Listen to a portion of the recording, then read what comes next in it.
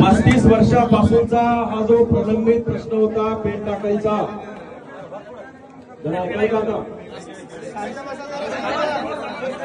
सगळे शांत बसणार का? अहो शेवटची शांतता ठेवा जरा. आनंद कुतूहल याच्यामध्ये सगळे लोक गेले. बसा जरा शांत. सगळे प्लॉट चांगले शांत बसा जरा बसा. मला आनंद आहे की 35 वर्षापासूनचा हे पेन टाकळीचं एवढं मोठं धरण या ठिकाणी असताना पेन टाकळी या गावाला अहो थांबाल जरा शांत राहा जरा थांबाल का जरा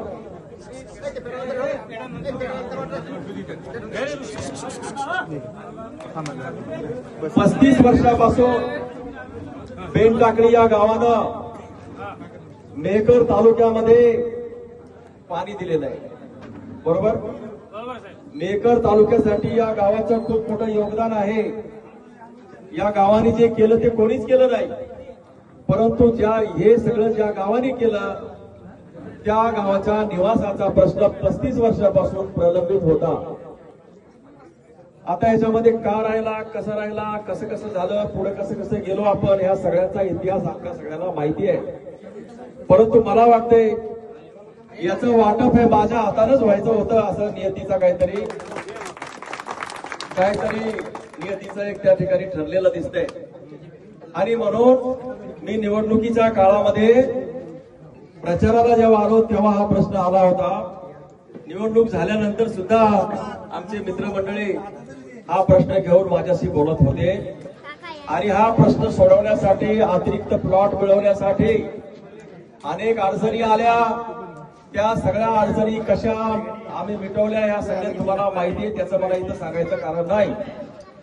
आनंद या गोष्टीचा वाटतो की या सगळ्या काळामध्ये जी तुमची मतं एक दुसऱ्यांच्या बद्दल खराब होण्याचं कारण झालं होतं, आज जे काही आज तुम्ही एक मतानं पारदर्शक पद्धतीनं कोणालाही आज इथे या ठिकाणी कोणत्याही प्रकारचं नाव बोट ठेवता येणार नाही, कारण मी या ठिकाणी हजर आहे.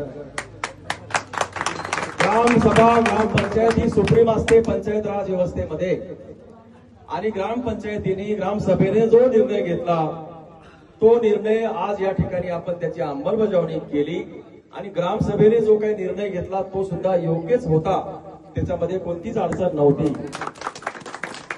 कारण सगळा समाज जर एकत्र बसवण्यासाठी जर आपण वेगवेगळे केले असतं तर तिथे जमलं नसतं. आणि म्हणून तुम्ही अतिशय शहाणपणानं हा निर्णय घेतला.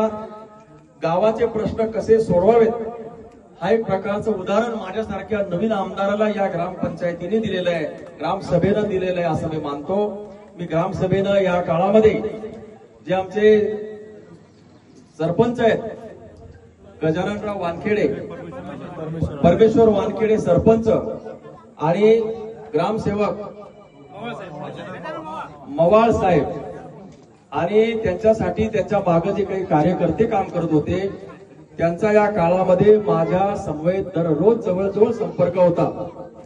दररोज गावात काय झाले की मला बोलायचे, काही प्रॉब्लेम आला तर मला बोलायचे, काही अडचणी निर्माण झाल्या होत्या, काही अतिक्रमित मंडळींना राहण्यासाठी घरं नव्हती, त्यांचं अतिक्रमण काढण्यासाठी थोडीशी आग्रही भूमिका होती. परंतु गावातले अतिक्रमण, गावातली माणसं गावातच असतात.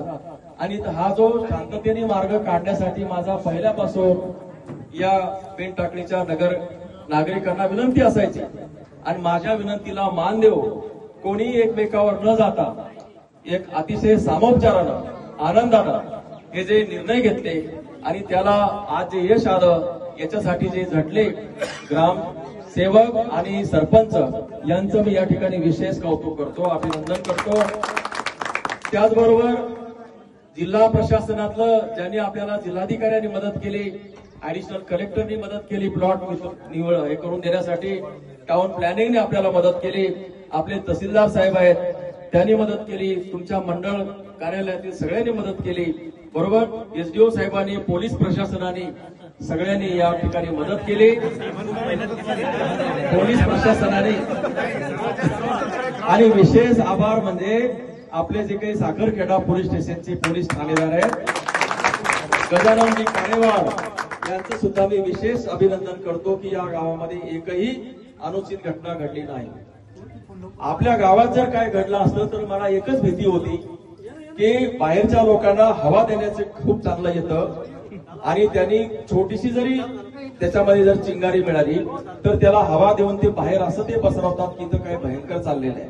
आणि म्हणून मी आमच्या काही मागासवर्गीय समाज आहे तोही माझ्याकडे आला, त्यांनाही मी समजावून सांगण्याचा प्रयत्न केला. गावातील मंडळी सुद्धा माझ्याकडे आली, आमदार म्हणून सगळी जण माझ्याकडे आली, प्रशासन आलं, सगळं आलं.